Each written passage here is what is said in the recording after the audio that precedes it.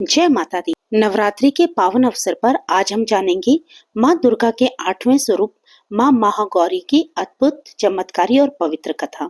माँ महागौरी का रूप अत्यंत सुंदर, शांत और दिव्य है। उनका वर्ण गौर अर्थात अत्यंत उज्जवल और श्वेत है, इसलिए उन्हें महागौरी कहा जाता है। माँ 4 भुजाओं वाली है। एक हाथ में त्रिशूल, दूसरे में डमरू, तीसरा हाथ अभय मुद्रा में, चौथा वरदान देने की मुद्रा में।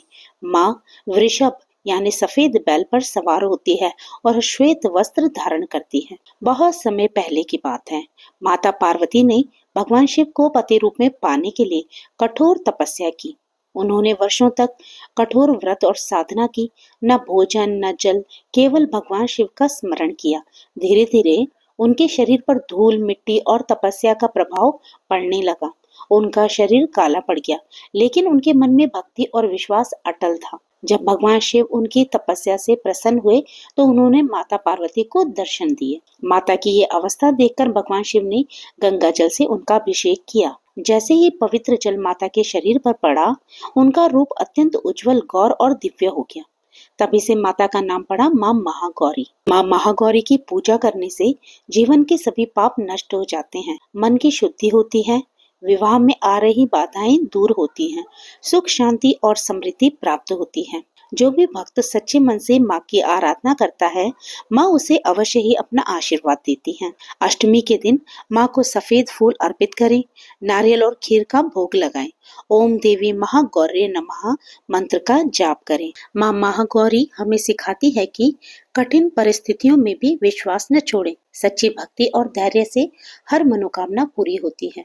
आइए अब सुनते हैं महागौरी माता की कृपा की एक अद्भुत कथा। कहते हैं, उत्तराखंड के एक छोटे से गांव में एक लड़की रहती थी जिसका नाम था सीमा। सीमा बचपन से ही माँ महागौरी की बहुत बड़ी भक्त थी। हर नवरात्रि वह पूरे 9 दिन व्रत रखती और सच्चे मन से माँ की पूजा करती थी। लेकिन उसके जीवन की एक बड़ी समस्या थी।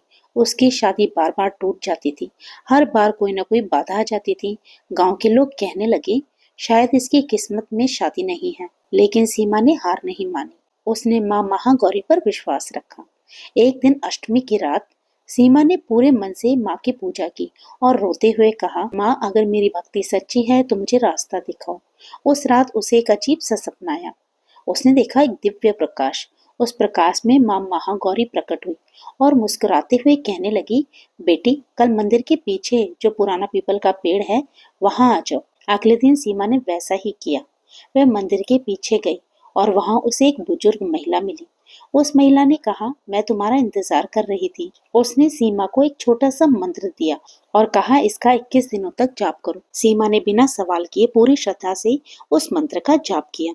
21 दिन पूरे होते ही अचानक उसके जीवन में सब बदल गया। उसकी शादी एक अच्छे और समझदार व्यक्ति से तय हो गई और इस बार कोई बाधा भी नहीं आई। गांव वाले भी हैरान थे। जब सीमा उस बुजुर्ग महिला को ढूंढने गई, वह कहीं भी उसको नहीं मिली। तब उसे समझ में आया वह कोई साधारण महिला नहीं थी, स्वयं माँ महागौरी थी। इस घटना के बाद सीमा की भक्ति और मजबूत हो गई और आज भी वह हर नवरात्रि में माँ का धन्यवाद करती है। सच्ची भक्ति कभी व्यर्थ नहीं जाती भक्तों। माँ महागौरी अपने भक्तों की पुकार जरूर सुनती है। तो प्रेम से बोलिए, जय माँ महागौरी। अगर आपको ये कथा पसंद आई हो, वीडियो को लाइक करें, शेयर करें और चैनल को सब्सक्राइब करना ना भूलें। जय माता दी। तो फिर प्रभु का नाम लेते रहिए और पुण्य के भागी बनते रहिए। जय श्री कृष्णा। राधे राधे।